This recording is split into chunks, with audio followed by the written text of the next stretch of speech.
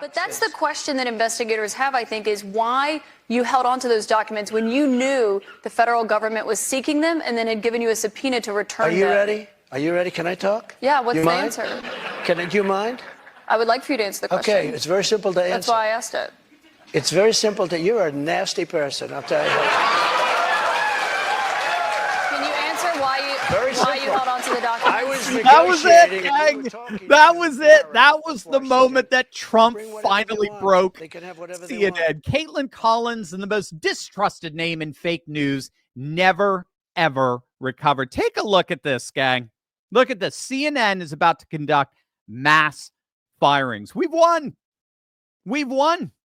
There's going to be a round of mass layoffs that may end the careers of the last bit of notables on this dying news network. Their ratings have absolutely tanked. And it's not just CNN, it's MSNBC as well. Here are some stats. You're going to love this. Take a look at this collapse. But take a look at this ratings collapse. The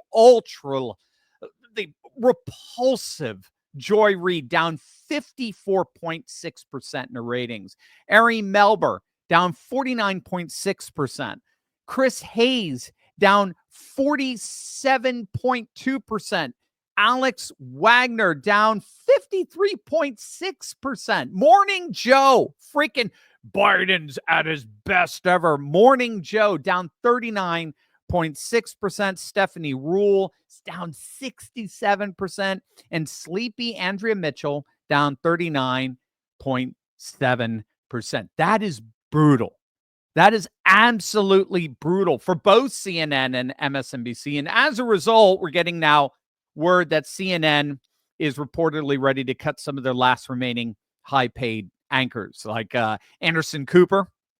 Cooper's apparently making $20 million. Aaron Burnett, she's reportedly making $6 million. Even that Caitlin Collins that you just saw, she's reportedly making $3 million.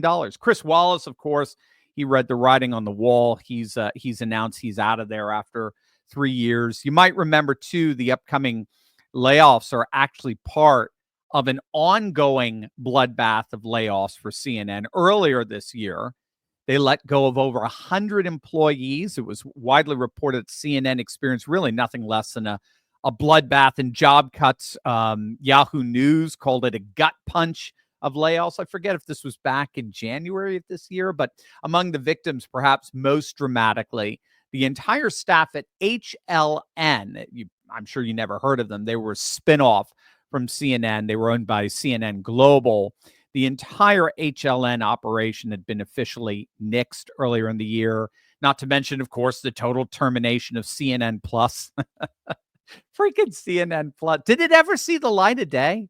I don't even know. I mean, again, talk about a parody of abject failure. But it's all because, really, in the end, CNN has fallen to its lowest primetime viewership since 1991. I want that to hit you right now as we speak.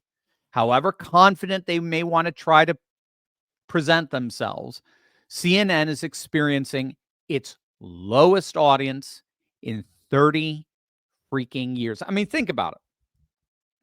Virtually its entire primetime lineup from just a couple of years ago, Cuomo, Lemon, they're all gone.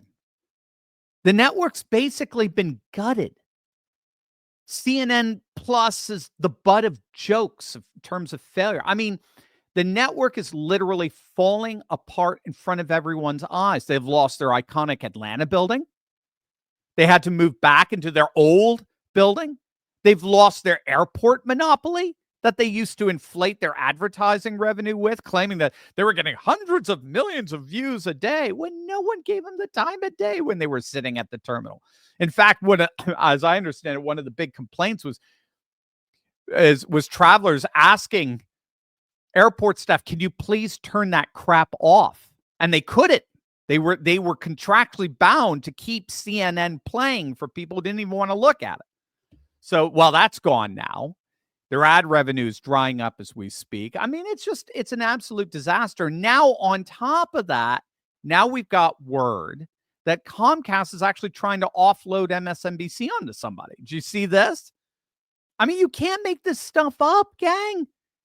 It's being reported that Comcast, which owns NBC, is looking to sell off the ultra-left spinoff, MSNBC. And you have to wonder if this is causing people like Joy Reid to do things like this. Hey, I just want to give some free advice to the white progressives, particularly white progressive women who may be thinking about marching against the Trump victory, maybe putting back on the P-word hats and doing that thing. I would just say probably don't send any of those invites to any black women you know. I'm just going to tell you right now, they're not coming. I'm pretty sure black women have resigned from the Save America Coalition, Save Democracy Coalition, and definitely the Save the Democratic Party Coalition. I think that's probably not happening. I would just keep those invites maybe among your own friends because I don't think they're coming. But yeah, I think black women are now on the Save Black Women, Prioritize Black Men, and prioritize black communities, black businesses, and the black spaces. But Save America, Save the Democratic Party. Yeah, I don't think that's happening. You may have noticed that there has been a major uptick in whatever version of COVID is swirling around these days. I mean, the reality is wherever the virus came from, it appears to be very much a part of the human population as of now. And that means that a lot of us are very concerned about the adverse effects of the spike protein on our bodies. Now, whether you got the shot or not, the spike protein is not something you necessarily want in your system. And so that's why I partnered with the Wellness Company, because they offer proven preventative solutions to assist the body in spike protein elimination with Dr. Peter McCullough's Spike Detox Trio Protocol.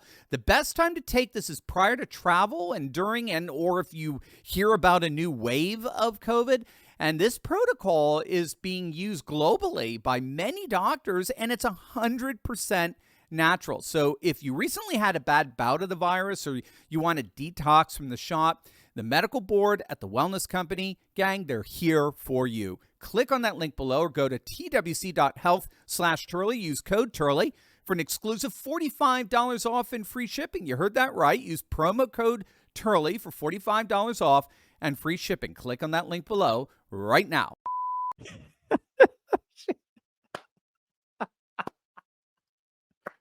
She's given up. She's totally, absolutely, completely given up. She's given it up on America. She's given up on democracy. And she's retreating into her own tribalist little enclave, her own racial safe space. She's so upset at white women for voting Trump. Not realizing, by the way, not admitting, maybe she does realize it, she's just covering it up, that a record number of black women actually voted for Trump in 2024. I believe double the number that voted for him in 2020, along with 1 in 3 black men under the age of 50. So I think she's being selectively critical, to say the least. But that's not all. She, talk about giving up, she's now deleted her Twitter account. Did you see this? Did you see she deleted her Twitter account? She, just like Don Lemon, she filmed a video on why they feel the need to do this. I don't know. They can't just go quietly into the night. She filmed a video on why she deleted her account. Hey guys, so today I finally did something I've been meaning to do for a while.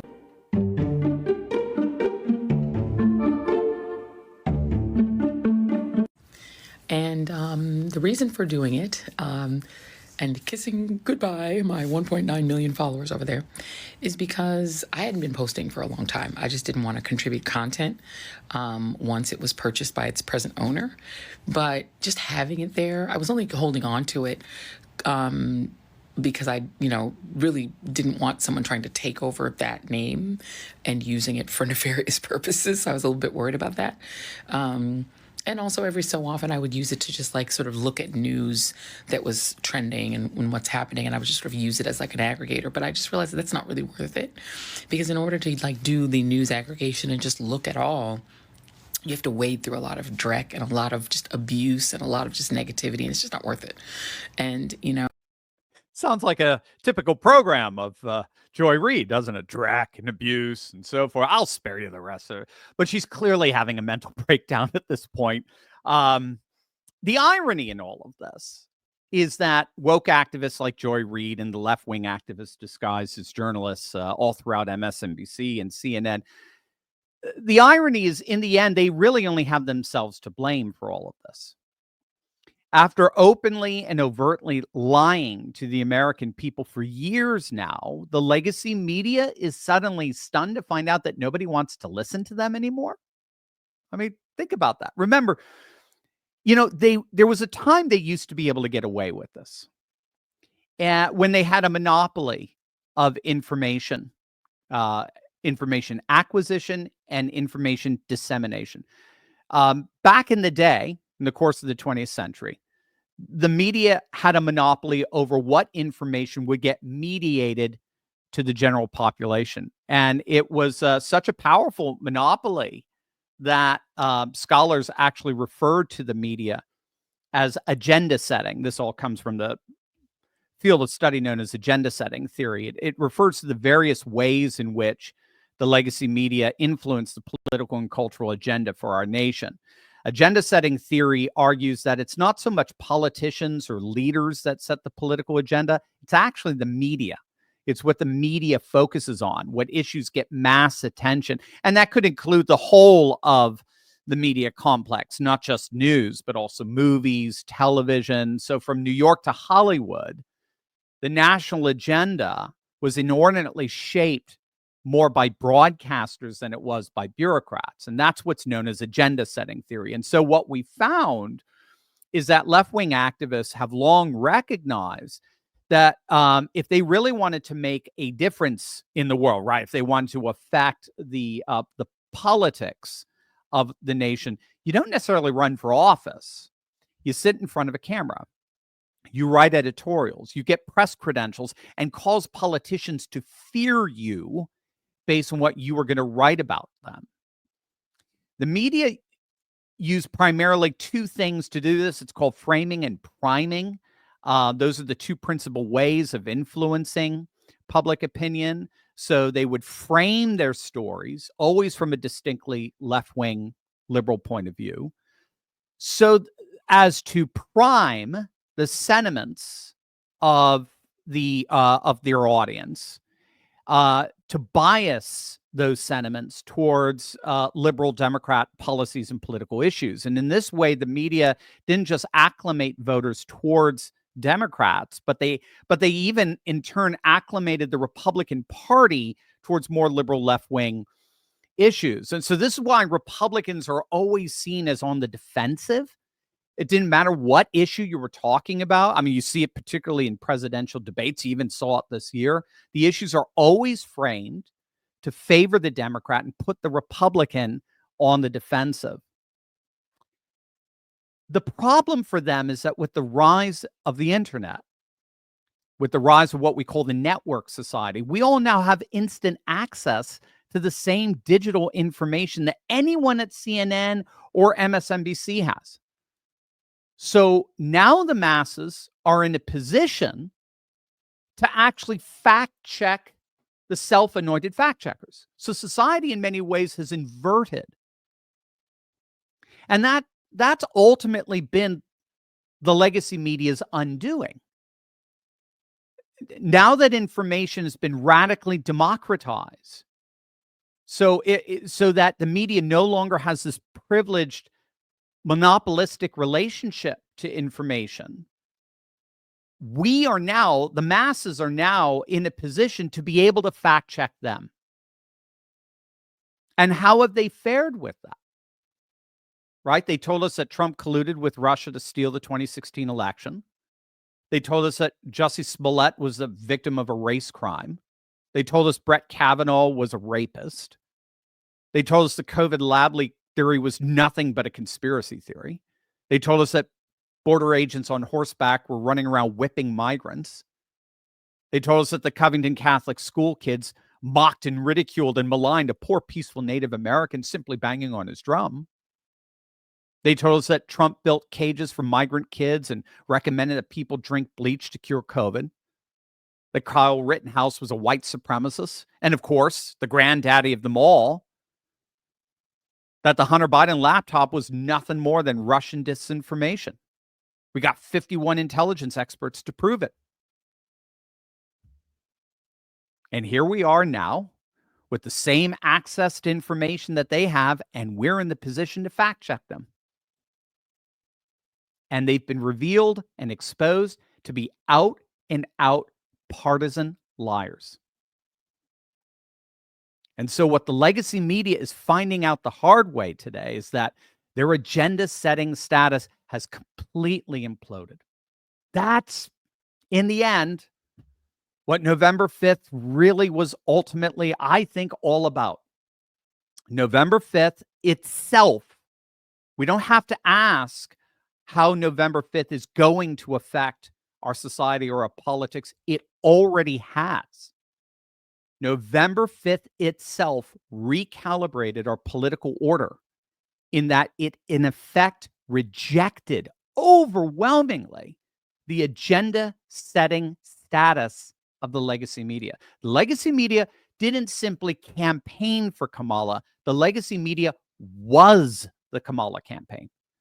They were literally campaign surrogates that functioned as a Democrat super PAC that literally reported no differently than were Nancy Pelosi running CNN or MSNBC. Frankly, I'll take that back. If anything, especially like with Joy Reid at MSNBC, they were even more extreme than Pelosi would have been were she at the helm.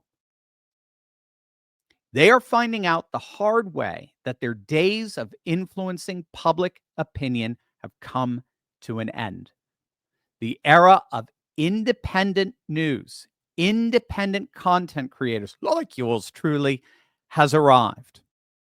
It's all part of the dawning of a new golden age, and the media will never be the same.